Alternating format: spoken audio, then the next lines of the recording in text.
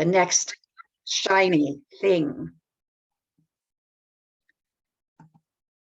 And Solomon's prayer asks then for God to incline our hearts to God so that we want to walk in God's ways and keep God's laws. Now that is a powerful prayer. Let me say that again. Solomon asks for God to incline the people's hearts to God so that they want to walk in his ways and keep his laws. We will not become God's more blessed and faithful and obedient people by feeling guilty or by engaging in outward shows of piety, as Jesus warned. We will become God's blessed and faithful and obedient people because God will do so if we but ask. God will incline our hearts. So let me just take a little detour and tell you something that happened to me yesterday about this asking. So Larry and I were eating lunch in a parking lot outside of a Hannaford's in York, Maine, and there was a little picnic table. And so we were just eating the stuff for lunch, and two cars drive past, and they went separate directions, so they weren't together. The first car, the license plate read ASK, and then 3 letters, numbers. Okay. Second car drives by right behind it, and it reads SEEK and 2 letters. And I'm thinking, wow, okay, got it. Got that reminder. Ask, and it will be given to you. Seek, and you will find. Ask God to incline your heart, and God will do so. God will incline our hearts so that we want to get more God in our lives.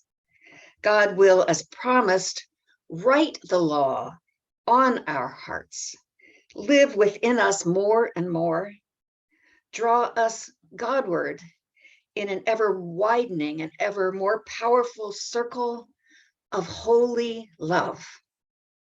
So why don't we ask together today? Would you please pray with me? God, loving God, when we pull away from you, tug us back with your tether of love. Incline our hearts to you. God, when we become paralyzed with doubt and fear, lead us into the promised land. Incline our hearts to you. God, when our enemies and troubles seem too great, give us courage to go on in defiance and reliance. Incline our hearts to you. God, when we are lonely and in a strange land, give us loyal friends who love us and you. Incline our hearts to you.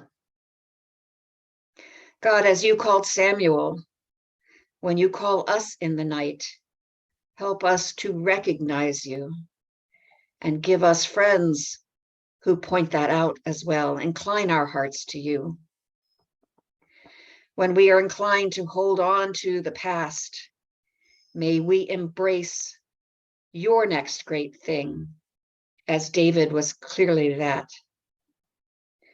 When we look for you in the chaos, God, still our hearts and give us silence.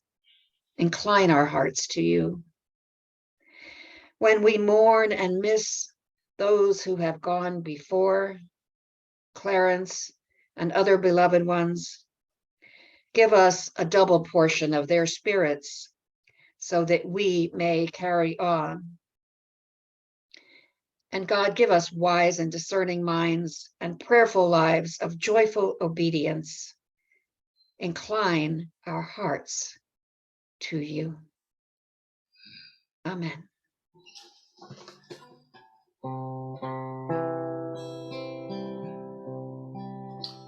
Guide me, oh, thou great Jehovah, pilgrim through this barren land. I am weak, but thou art mighty. Hold me with thy powerful hand. Bread of heaven, feed me till I want no more. Feed me till I want no more. Open now the crystal fountain, whence the healing stream doth flow. Let the fire and cloudy pillar lead me all my journey through. Strong deliverer, be thou still my strength and shield. Be thou still my strength and shield. When I tread the verge of Jordan, bid my anxious fears subside. Death of death and hell's destruction, land me safe on Canaan's side. Songs of praises, I will ever give to thee. I will ever give to thee.